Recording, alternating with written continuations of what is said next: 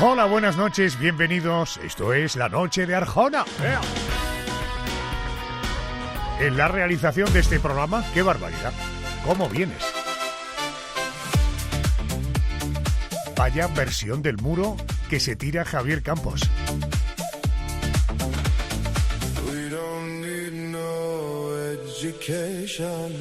Estaremos juntos hasta las 4:03 en Canarias, en un programa que se compone de muchos contenidos.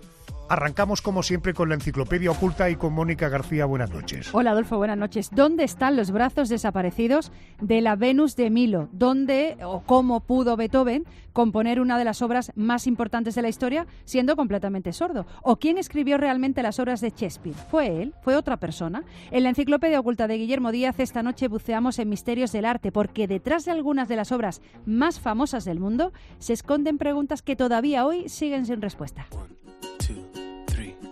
Yolanda, luego tendremos el boletín de las 2. Una en Canarias, Yolanda Guirado, y hoy va la cosa de musicote, ¿no? Sí, va de música, de muy buena música latina. Vamos a empezar por Luis Miguel, con 100 millones de discos en todo el mundo. Desde luego, Adolfo, lo único que nos queda es escuchar su música. Si negaras mi presencia en tu vivir. Luis Miguel, Mar Anthony, Sebastián Yatra o Carlos Rivera. Vamos a repasar sus trayectorias a partir de las 3, las 2 en Canarias. Querido Pedro, esta noche nos acompaña alguien que de vez en cuando pasa de palabra. Efectivamente, buenas noches, Adolfo. Estás acostumbrado a verlo en programas de entretenimiento como ese Pasa Palabra, pero es además periodista de formación y comenzó su carrera en informativos. Hablo de Roberto Leal, que ahora ha dado un paso más allá y se adentra en el mundo literario con una novela cargada de misterio y tensión psicológica, de la que nos hablará hoy en La Noche de Arjona. El Memorias del programa es Andrés Atienza. Muy buenas noches. ¿Qué tal, Arjona? Muy buenas noches. Aquí estamos. Una semana como esta, pero de 2025, que era noticia. Bueno, pues se escribía un nuevo capítulo. El Tribunal Supremo imputaba a Santos Cerdán y ordenaba a la UCO a investigar sus cuentas bancarias, el correo oficial que usaba el exsecretario de Organización del PSOE. Días antes ya había dimitido tras ese informe de la UCO, que lo señalaba como parte de una red de mordidas procedentes de la adjudicación de obra pública. Se cumple una semana de esto, un año mejor dicho, porque ocurrió una semana como esta de 2025. ¿Tienen los oyentes la sensación de que el tiempo ha pasado rápido o ha pasado lento? Fíjate, hablando de rápido o lento el tiempo, cuando acabe esta semana que estamos arrancando, le diremos adiós a la primavera y le diremos hola al verano de 2026. Bueno, dicho todo esto, arranca aquí la noche de Arjona. ¿Podemos iniciar la puja en 1.000.000 de euros? 1.100.000. 1.100.000. 1.200.000. 1.300.000. 1.400.000 al teléfono. 2 millones de euros. Vendido. La semana pasada te hicimos la primera entrega de Misterios del Arte. Allí abrimos el museo a medianoche y miramos los cuadros famosos de otra manera. Vimos que detrás de cada pintura había una historia que el manual de historia del arte nunca te contó. Crímenes, obsesiones, mensajes cifrados, locura y mentiras. Pero la pintura es solo una sala de ese museo. Hay otras, y esta noche las vamos a recorrer todas. Porque los misterios del arte no se limitan a los cuadros. Están también en una escultura griega a la que alguien le arrancó los brazos hace 2000 años y nadie sabe dónde están. Están en un edificio que lleva más de 140 años en construcción y que su arquitecto diseñó desde un estado de éxtasis que rozaba la demencia. Están en una sinfonía que un hombre compuso siendo completamente sordo. En un músico de blues que desapareció misteriosamente después de grabar 27 canciones y que, según la leyenda, había vendido su alma en un cruce de caminos a medianoche. Y están en un libro de 500 páginas escritas en un idioma que no existe, con ilustraciones de plantas que nadie ha identificado, de figuras desnudas que hacen cosas inexplicables, de diagramas astronómicos que no cuadran con ningún sistema conocido. Un libro que los mejores criptógrafos del mundo llevan décadas intentando descifrar sin éxito. Esta noche salimos de la sala de pintura y entramos en el resto del museo, en el que nadie visita, el que cierra cuando llega la noche, el que guarda las obras que no caben en los catálogos oficiales porque hacen demasiadas preguntas. Hoy, en la Enciclopedia Oculta, continuamos con los misterios del arte. Batallas, misterio, investigación, historia, hechos insólitos, ocultismo, literatura, mitos y leyendas. La Enciclopedia Oculta. Guillermo Díaz, muy buenas noches y bienvenido. Buenas noches, Adolfo, ¿qué tal? A ver, Guillermo, en la primera parte hablamos la semana pasada de los grandes misterios de la pintura. Hoy vamos a meternos, si te parece, para iniciar, para hacer boca en la escultura. El primer caso es la obra más famosa del Louvre. Hablábamos la semana pasada de la Gioconda en cuanto a pintura. Probablemente en escultura hablemos de la Venus de Milo. Todo el mundo la conoce, pero tiene un problema evidente que nadie explica del todo. ¿Qué le pasó a los brazos de la Venus de Milo?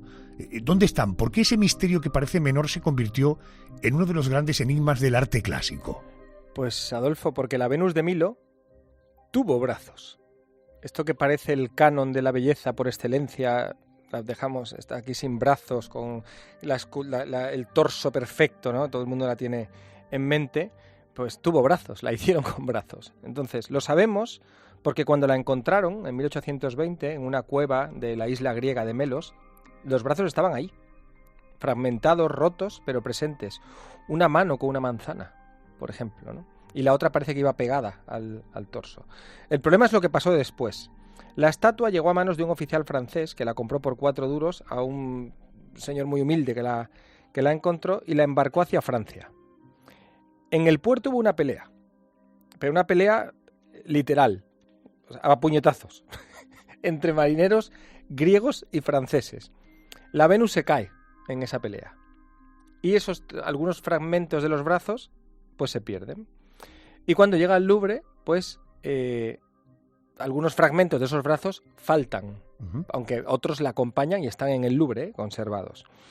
Entonces el encargado de registrarla decide que así está perfecta y que así se queda, que queda muy bien sin brazos, que pegarle los trocitos que la acompañan no va a quedar bien, y bueno, y lo que interpretamos como un ideal de belleza incompleta, como una metáfora filosófica sobre lo inacabado, pues fue en realidad una pelea a puñetazos en el embarque de un puerto, un porrazo mal dado, ¿no? Que cuando se cae en el muelle, y bueno, pues la historia de arte está lleno de eso, de accidentes que se convierten en poesía. Vimos en la última entrega cómo un robo convierte en leyenda un cuadro. En el caso de la Mona Lisa, pues estamos en una cosa similar. Qué maravilloso es el ser humano, ¿eh? David de Miguel Ángel, probablemente la escultura más famosa de todos los tiempos y parece perfecta. ¿Qué secretos esconde el David? ¿Qué decisiones tomó Miguel Ángel que no fueron casualidades? No sé, ¿y qué historia turbulenta vivió esta escultura antes de llegar a donde está hoy? Pues mira, lo primero, antes de nacer, ya el David tiene una historia muy curiosa. El bloque de mármol, en el que, si hacemos caso a, creo que era el propio Miguel Ángel, el bloque de mármol que encerraba al David y que Miguel Ángel liberó a golpe de cincel, llevaba 35 años abandonado en un taller de Florencia, porque los dos de los escultores que le habían metido mano lo habían intentado y lo habían dejado por imposible. Dicen que era un bloque muy alto, demasiado estrecho y que tenía grietas. Miguel Ángel coge este bloque con 26 años y en 2 extrae de ahí al David. Esto ya es una historia chula, ¿no? Pero los secretos reales están dentro de la obra. Por ejemplo, los ojos del David no miran al frente, miran ligeramente a la izquierda, con una pupila tallada en forma de corazón, un detalle que solo se ve de cerca. Las proporciones son deliberadamente incorrectas. Por ejemplo, la cabeza y las manos son muy grandes. ¿Es un error? No. Miguel Ángel diseñó la estatua para verse desde abajo, en lo alto de la Catedral de Florencia, que es donde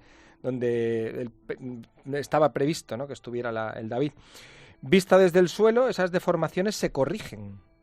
O sea, lo que parece una imperfección es la perspectiva calculada de uno de los mayores artistas de la historia, ¿no? O sea, el tío decía, esto se va a ver desde abajo, ¿cómo se verá desde abajo? ¿Cómo tengo que esculpirlo? Es verdad, un tipo cabezón visto con un plano desde abajo normalmente suele ser más simétrico. Efectivamente.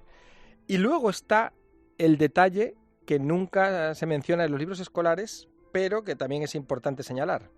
A ver, David es un héroe bíblico judío. Es el David con la onda, mata a Goliat, luego lidera a los judíos, ¿no?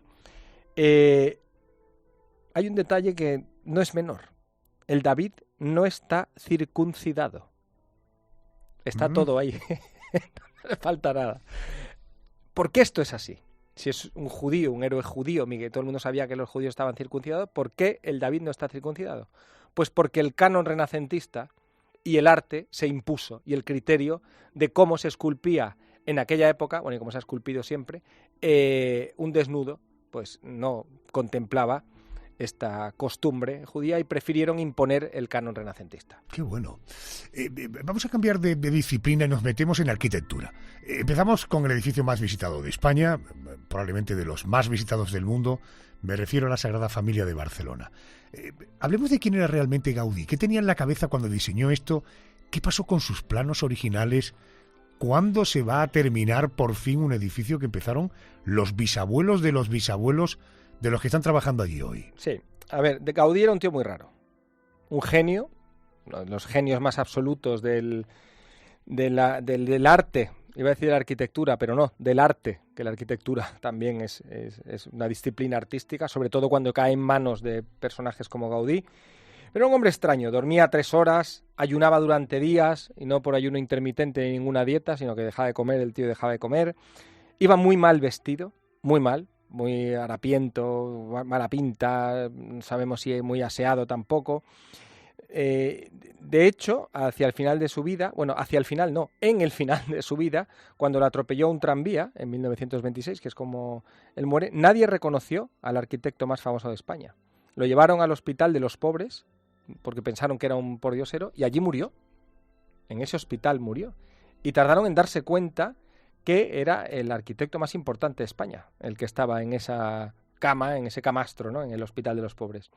Sobre lo que tenía en la cabeza cuando hizo la Sagrada Familia, pues mira, de entrada Gaudí era un creyente absoluto, y para él la Sagrada Familia no era un encargo más, era su ofrenda personal a Dios. Él estudiaba la naturaleza como si fuera la escritura de Dios. Esto es muy romántico. Hay autores del romanticismo alemán que interpretan esto, ¿no?, que Dios escribió con su palabra en la naturaleza. Gaudí pertenecería un poco a esta corriente de pensamiento. Es decir, Dios escribió las ramas de los árboles, escribió las conchas, escribió los paisajes. La palabra de Dios escrita hace estas cosas, ¿no? Y toda esa arquitectura que Gaudí hace, que parece orgánica, que parece viva, que parece salida de un sueño surrealista, viene de ahí, de copiar la geometría de la naturaleza, donde Gaudí cree que la palabra de Dios ha esculpido esta naturaleza, y él pretende emular esto en su Sagrada Familia. No hay una línea recta en ese edificio, porque decía él que las líneas rectas son del hombre y que las curvas son de Dios. Sobre los planos, en 1936, durante la Guerra Civil, los anarquistas pues quemaron su taller y destruyeron gran parte de los modelos originales, ¿no? Los arquitectos de hoy siguen usando pues reconstrucciones, fragmentos, fotografías viejas de la idea que tenía Gaudí, ¿no? Y es como terminar una gran novela con la mitad del manuscrito quemado, ¿no? ¿Cuándo se termina la Sagrada Familia? Pues mira, llevan hablando de 2026, 2030, 2033. Yo no sé, yo espero que la veamos vivos terminada, pero desde luego el impulso que la diseñó y que la empezó a construir es un impulso de un artista de una categoría incalculable. Si alguien de los que están oyendo la radio ahora no han ido nunca a la Sagrada Familia, son de esas cosas que hay que ver una vez en la vida porque realmente merece la pena. Vamos a la música. Y nos metemos en la música con una historia que parece imposible. La Novena Sinfonía. ¿Cómo compone Beethoven siendo completamente sordo? No sé, ¿qué trucos usaba para escuchar lo que creaba? ¿Y qué ocurrió en el estreno en Viena que convirtió esa noche en una de las más estremecedoras de la historia del arte, Guillermo? Pues mira, Beethoven empezó a perder el oído con 28 años. Es una sordera gradual, ¿vale? A los 44 dicen que es completamente sordo. Probablemente, desde luego, oiría sonidos muy fuertes o todo muy opacado o nada, ¿no? Desde luego para la música era sordo ya. La 9ª sinfonía la termina con 53. Es decir, la sinfonía más importante de la historia de la música occidental la escribe un hombre que no ha oído un solo sonido en una década. ¿Cómo? Con los cuadernos de conversación. Es decir, en decenas de libretas anotaba todo, porque la gente tenía que escribirle en un papel para hablarle. ¿Tú sabes, por ejemplo, con el piano qué hacía? Lo que hacía es que apoyaba la mandíbula en la tapa de madera para sentir las vibraciones, apoyaba la cabeza. Qué fuerte. Con la memoria, tenía en la cabeza el sonido de cada instrumento, de cada acorde, de cada registro de la orquesta. Él se acordaba cómo sonaba cada nota. Es una sinfonía compuesta de memoria, de la que su entorno opina escribiéndole notas. Y entonces, cuando le dicen cómo suena esto, el tipo apoya la cabeza en el piano, toca el piano, con esa vibración va estructurando la obra definitiva de la música occidental, ¿no? Él componía desde adentro, no necesitaba oírlo, lo sabía. El estreno en Viena, en 1824, es una de esas escenas que emocionan a cualquiera, ¿no? Beethoven está en el escenario de espaldas al público, marcando el tiempo, aunque realmente no dirige él, porque no escucha nada, pero él está marcando el tiempo de esa sinfonía. Cuando termina el último movimiento, el que tiene... cuando acaba en lo más alto, ¿no? Hay un silencio y luego los aplausos. 5 ovaciones seguidas, algo sin precedente en Viena. Todo el público en pie, la gente con las lágrimas saltadas, con la piel de gallina. Pero Beethoven está de espaldas. No los escucha. Es una de las cantantes la que le agarra del brazo y lo gira hacia el público. Y es entonces, cuando le giran hacia el público, solo entonces ve lo que está pasando. Rompe a llorar. Y el hombre que nunca escuchó su propia obra recibió la ovación de su vida.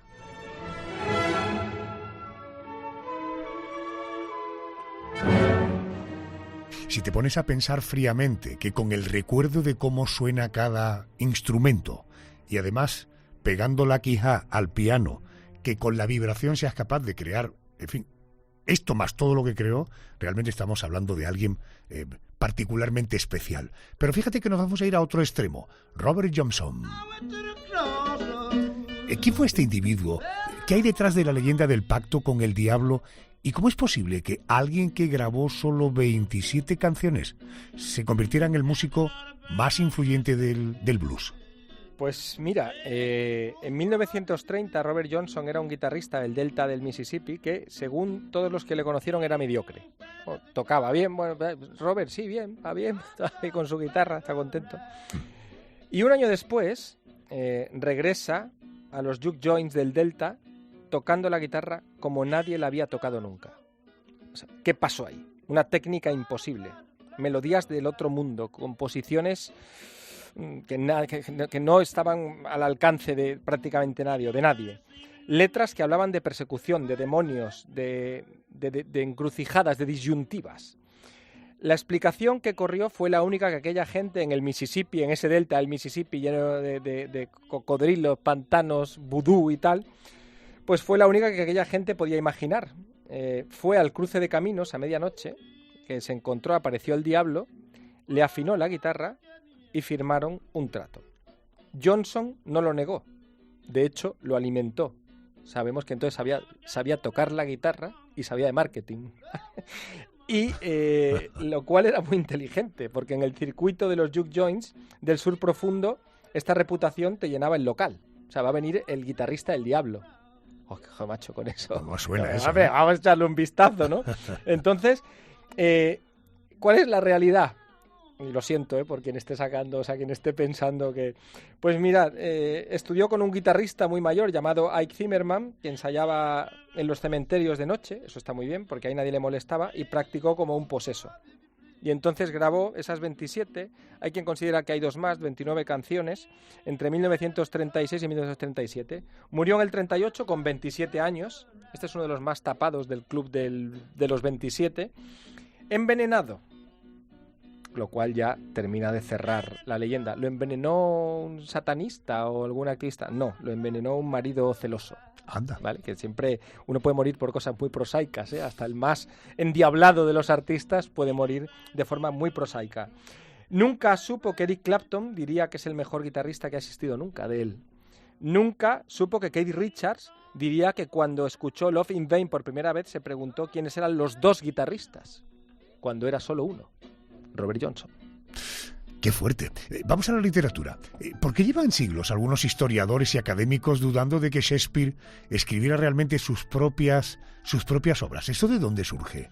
Bueno, pues esto surge de, como siempre, la falta de información. Nosotros hemos hablado de conspiraciones en este programa, pues el mismo mecanismo que tiende a rellenar los huecos que la historia no nos cuenta, opera con Shakespeare, ¿no? Sabemos demasiado poco para alguien tan grande. Hay registro de bautismo, de matrimonio, de transacciones inmobiliarias, de pleitos por dinero, pero ni una sola carta escrita por él, ni un manuscrito en su mano, ni un amigo que hable de haberlo visto escribir. Hay 6 firmas suyas conocidas. En 6 escribe su nombre de 6 formas distintas. Sus hijos, por cierto, eran analfabetos. Y cuando murió, nadie escribió una elegía por la pérdida del mayor genio de su tiempo. Y eso llama la atención. Entonces, ¿qué surgen? Candidatos alternativos. Shakespeare no era Shakespeare. Era un seudónimo, pues, por ejemplo, hay quien defiende que de Francis Bacon, que era el intelectual más brillante de la época, ¿no? Pero que necesitaría el anonimato para escribir sobre temas políticos sin arriesgarse que le separasen la cabeza de los hombros. Hay quien dice que era Christopher Marlowe, el dramaturgo que oficialmente muere en una taberna en 1593, pero cuya muerte parece sospechosamente conveniente, ¿no? El conde de Oxford, que encaja en perfil y en viajes, también dicen que podía ser Shakespeare. Un poco conspiranoico esto, ¿no? Hombre, un poco. De hecho, está la teoría más humilde, que a ver qué te parece, Adolfo, que es que Shakespeare existió tal cual, que era un actor muy inteligente, un hombre de negocios astuto, y que el genio era real, que había nacido en un entorno vulgar, lo cual molestaba profundamente a todos estos académicos que hacen estas teorías que quieren complicar absolutamente todo, y cómo esto no iba a ser, cómo esto lo iba a escribir un hombre del vulgo y no un aristócrata inglés, ¿no? A veces el misterio no es que alguien lo escribiera por él. El verdadero misterio de Shakespeare, que es mucho más bonito, y que es el que queremos que quede aquí hoy en la Enciclopedia Oculta, es que nadie quiere creer que un chico sin universidad de un pueblo de provincias pudiera escribir eso. En un minuto cuéntame, porque esto para mí sí que es completamente novedoso. No había oído hablar nunca del manuscrito Voynich, un libro de 240 páginas escrito a mano en el siglo XV, en un idioma que no existe, ilustrado con plantas que nadie ha identificado, figuras astronómicas que no corresponden a ningún sistema conocido, señoras desnudas haciendo cosas incomprensibles en tubos de baño medievales. Lo han intentado descifrar la CIA, los mejores criptófagos del mundo, docenas de académicos. Nadie consigue nada. ¿De dónde sale esto del manuscrito de Voynich? Pues mira, el carbono 14 sitúa el pergamino entre 1404 y 1438. En 1912 un librero polaco llamado Wilfrid Voynich, y por eso se llama el manuscrito así, ¿correcto? Lo compra en una villa jesuita de Italia. Desde entonces no ha parado de circular por las mesas de los mejores criptógrafos del mundo. Todos han fallado. Lo que hace al Voynich particularmente extraño no es solo que nadie lo entienda, es que su escritura tiene una estructura estadística interna coherente. Las letras se distribuyen como un idioma real, es decir, no es alguien diciendo voy a volverlos loco, voy a gastar la broma más pesada de la historia, no. Ahí hay una estructura, ahí hay un idioma, ¿no? Entonces, las teorías van de lo razonable a lo absolutamente delirante. Lo más sobria es un herbolario o un médico que ha inventado su propio idioma y ha escrito un libro sobre las materias que interesaban a un herbolario o a un médico. ¿Un colgado?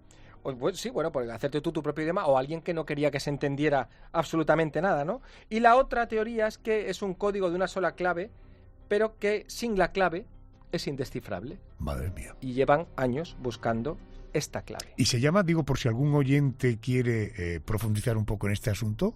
El manuscrito Voynich. Se puede ver, en Google lo pones y puedes ver páginas, y desde luego es una flipada.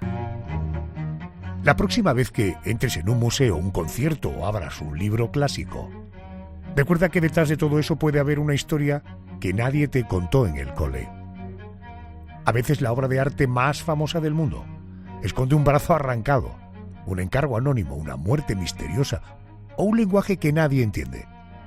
El arte no es solo lo que se ve, es también todo lo que se esconde.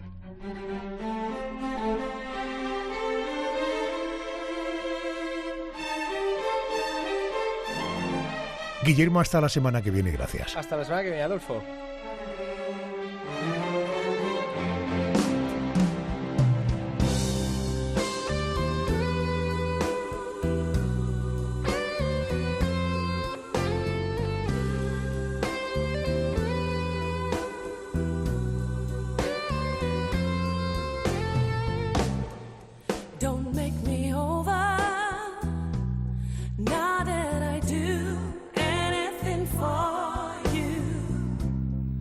Don't make me over.